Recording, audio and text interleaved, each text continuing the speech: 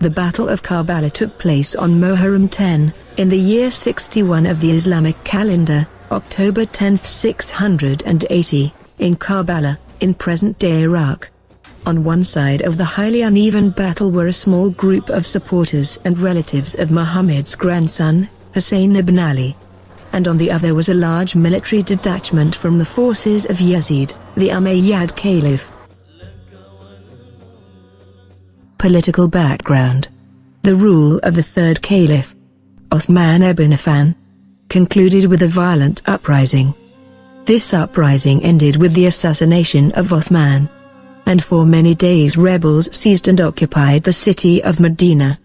Under the overwhelming pressure of the Ummah, Ali ibn Abi Ṭalib was elected as the fourth Caliph with massive numbers of people swearing their allegiance to him. His immediate steps were to ensure the unity of Muslims. The governor of Sham, Muawiyah, kinsman to the murdered Caliph Uthman, refused allegiance to Ali and revolted against him, using his cousin's unpunished murder as a pretext. This resulted in armed confrontations between the Islamic Caliph, Ali ibn Abi Ṭalib, and Muawiyah. Practically, the Muslim world became divided. At the death of Ali ibn Abi Ṭalib, his elder son Hasan ibn Ali succeeded him but soon signed a treaty with Muawiyah to avoid further bloodshed. Muawiyah remained the ruler of Sham. Prior to his death, Muawiyah was actively plotting a major deviation from Islamic norms. He was establishing his son Yazid as the next ruler, hence establishing dynastic rule for the first time in Islam. This was a move which was considered unacceptable by some leaders of the Ummah, including the younger son of Ali ibn Abi Ṭalib. Husayn ibn Ali believed the appointment of Yazid as the heir of the caliphate would lead to hereditary kingship, which was against the original political teachings of Islam. Therefore, he resolved to confront Yazid. Yazid instructed his governor Walid in Medina to force Husayn ibn Ali to pledge allegiance to Yazid. Husayn refused it, and uttered his famous words that, "Anyone akin to me will never accept anyone akin to Yazid as a ruler." Husayn departed Medina on Rajab 28, 60 AH, 680 CE, 2 days after Walid's attempt to force him to submit to Yazid's rule. It is mainly during his stay in Mecca that he received many letters from Kufa, assuring him their support and asking him to come over there and guide them. He answered their calls and sent Muslim ibn Aqil, his cousin, to Kufa, as his representative in an attempt to consider the exact situation and public opinion. Husayn's representative to Kufa, Muslim ibn Aqil, was welcomed by the people of Kufa, and most of them swore allegiance to him. After this initial observation, Muslim ibn Aqil wrote to Husayn ibn Ali that the situation in Kufa was favorable. However, after the arrival of the new governor of Kufa, Ubaydullah ibn Ziyad, the scenario changed. Muslim ibn Aqil and his host, Hani ibn Awar, were executed on Dhu al-Hijjah, 960 AH, September 10, 680 CE, without any considerable resistance of the people. This shifted the loyalties of the people of Kufa in favor of Yazid against Husayn ibn Ali. Husayn ibn Ali also realized a deep conspiracy that Yazid had appointed Umar ibn Sa'd as the head of an army, ordering him to take charge of the pilgrimage caravans and to kill al-Husayn ibn Ali wherever he could find him during Hajj, and hence decided to leave Mecca on 8th Dhu al-Hijjah 60 AH, 12th of September 680 CE, just a day before Hajj, and was contented with Umrah, due to his concern about potential violation of the sanctity of the Kaaba. He delivered a famous sermon in Kaaba highlighting his reasons to leave, that he didn't want the sanctity of Kaaba to be violated, since his opponents had crossed any norm of decency, and were willing to violate all tenets of Islam. He gave a speech to people the day before his departure and said, "The death is a certainty for mankind, just like the trace of necklace on the neck of young girls. And I am enamored of my ancestors like eagerness of Jacob to Joseph. Everyone who is going to devote his blood for our sake and is prepared to meet Allah must depart with us." Ubaydullah ibn Ziyad appointed Umar ibn Sa'd to command the battle against Husayn ibn Ali. At first Umar ibn Sa'd rejected the leadership of the army but accepted after Ibn Ziyad threatened to take away the governorship of Ray city, and put Shimr ibn Zil-Jawshan in his place. Umar ibn Sa'd moved towards the battlefield with an 80,000-strong army and arrived at Karbala on Muharram 2, 61 AH, October 3, 680 CE.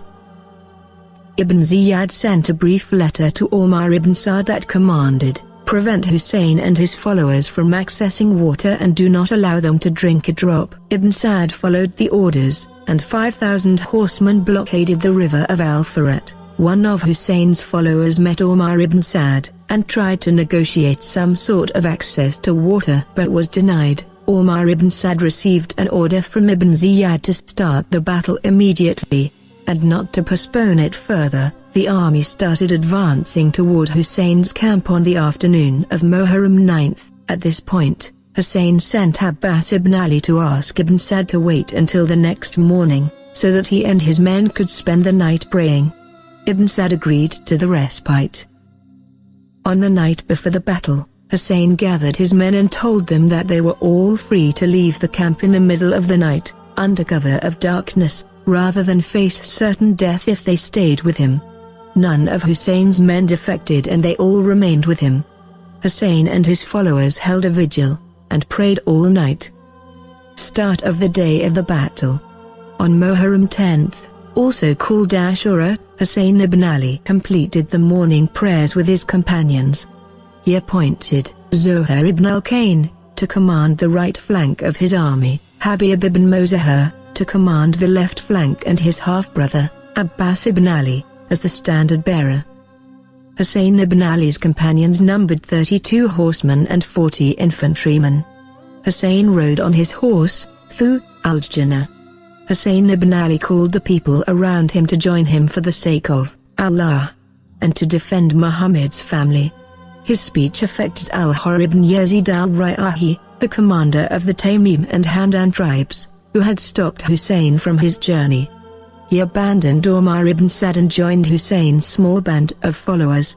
On the other side, Yazid had sent Shimr, his chief commander, to replace Umar ibn Sa'd as the commander.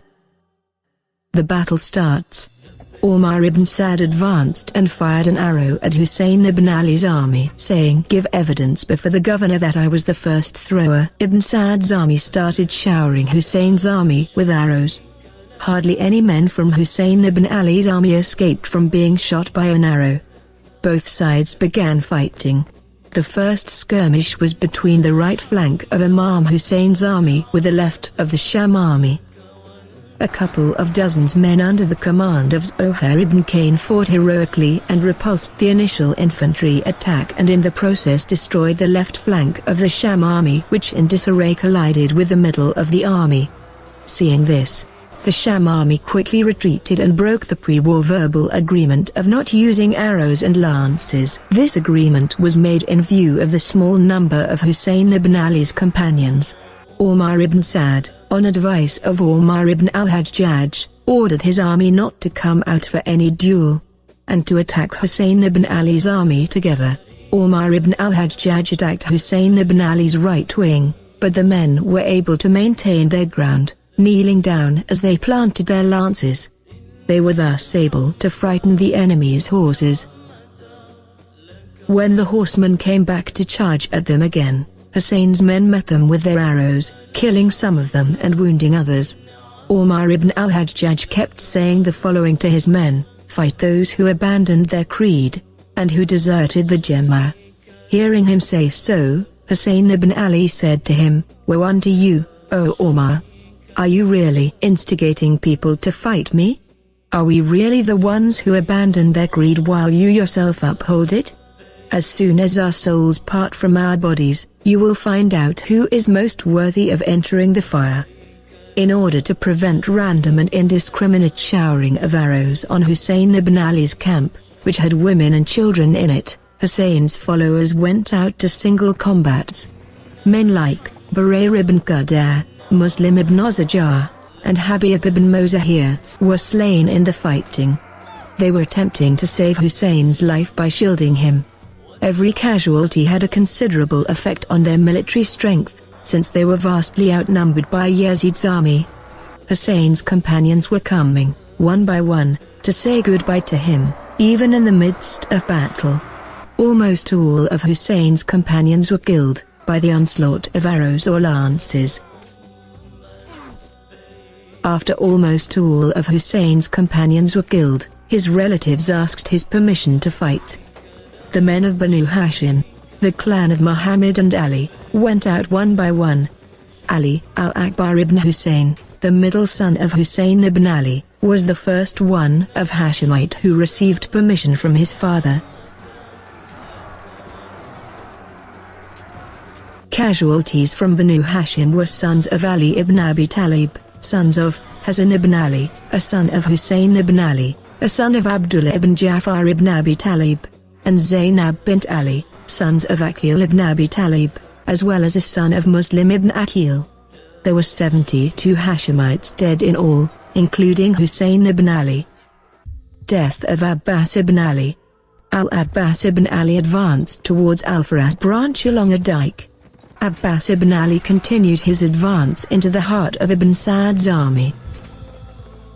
He was under heavy shower of arrows, but was able to penetrate them and get to the branch, leaving heavy casualties from the enemy.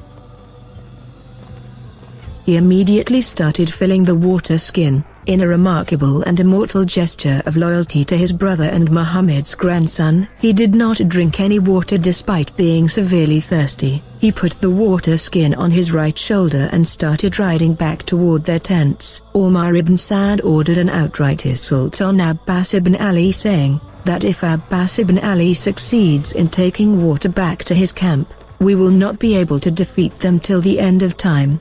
A massive enemy army blocked his way and surrounded him. He was ambushed from behind a bush, and his right arm was cut off. Abbas ibn Ali put the water skin on his left shoulder and continued his way, but his left arm was also cut off. Abbas ibn Ali now held the water skin with his teeth. The army of Ibn Sa'd started shooting arrows at him. One arrow hit the water skin and water poured out of it. Now he turned his horse back towards the army and charged towards them, but one arrow hit his eyes, and someone hit a gauze on his head, and he fell off the horse. In his last moments, when Abbas ibn Ali was wiping the blood in his eyes to enable him to see Hussein's face, Abbas ibn Ali said not to take his body back to the camps because he had promised to bring back water, but could not, and so could not face Bibi Sokaina, the daughter of Husayn ibn Ali. Then he called Imam Hussein brother. For the first time in his life before the death of Abbas, Husayn ibn Ali said, "Abbas, your death is like the breaking of my back." Death of Husayn ibn Ali. Husayn ibn Ali told Yazid's army to offer him single battle, and they gave his request. He killed everybody that fought him in single battles. He frequently forced his enemy into retreat, killing a great number of opponents. Husayn and earlier his son Hazrat Ali Akbar were the two warriors who penetrated and dispersed the core of Ibn Sa'd's army, Kalbi Lashkar, a sign of extreme chaos in traditional warfare. Imam Hussein advanced very deep in the back ranks of the Sham army. When the enemies stood between him and the tents, he shouted, "Woe betide you, O followers of Abu Sufyan's dynasty! If no religion has ever been accepted by you, and you have not been fearing the resurrection day, then be noble in your world, that's if you are Arabs as you claim." Then his enemies invaded back towards him. They continuously attacked each other.